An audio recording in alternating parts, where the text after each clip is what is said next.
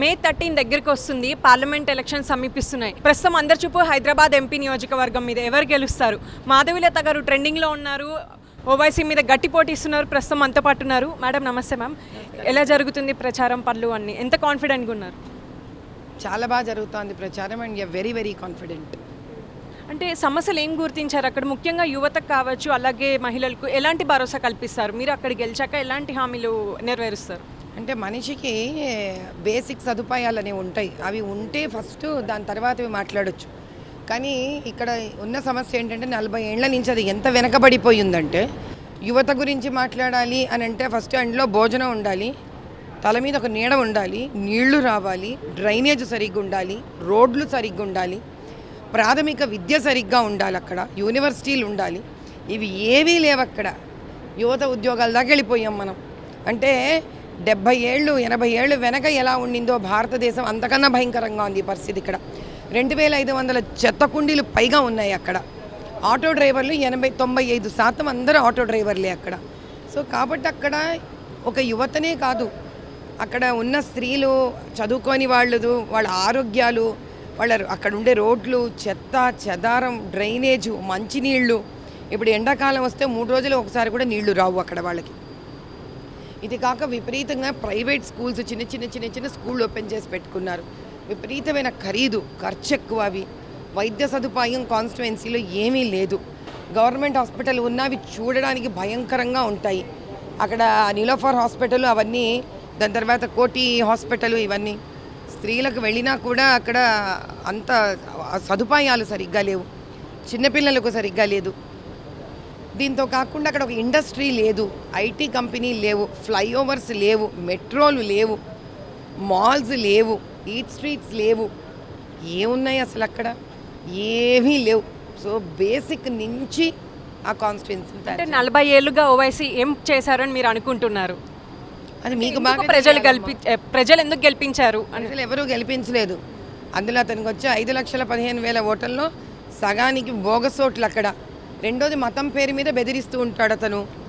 మీరు ఈ మతానికి వేయకపోతే ఈ మతం అంతమైపోతుంది అని తప్పుడు ప్రచారం చేస్తాడు. ఇప్పుడు కూడా మతం పేరు మీద ప్రచారం చేసుకుంటున్నాడు. మస్జిద్కే నాంపే ఓడిదేనా అంటాడు. అసలు కోడ్ ఆఫ్ కాండక్ట్ ప్రకారం సీజ్ చేసేయాలి, ఆయనను అలౌ చేయకూడదు.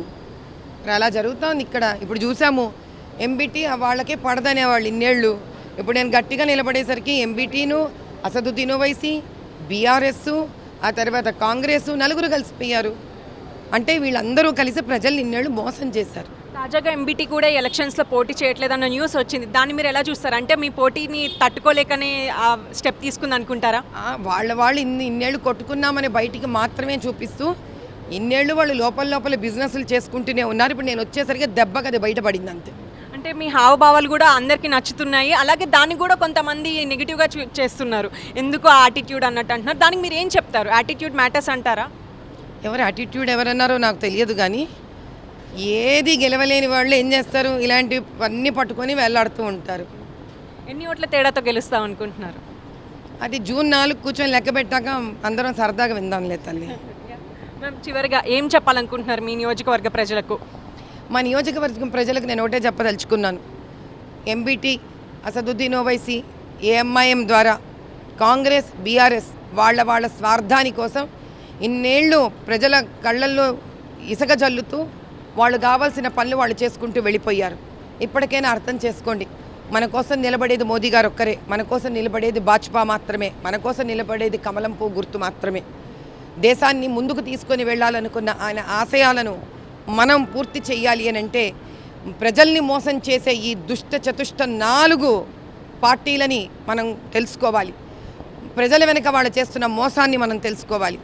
ఈసారైనా నిజాన్ని నిర్భయంగా తెలుసుకొని, కనివిప్పు చేసుకొని హైదరాబాద్ లోక్సభ పార్లమెంట్లోని ప్రతి ఒక్కళ్ళు కమలం పువ్వు గుర్తుకు వేయాల్సిందే.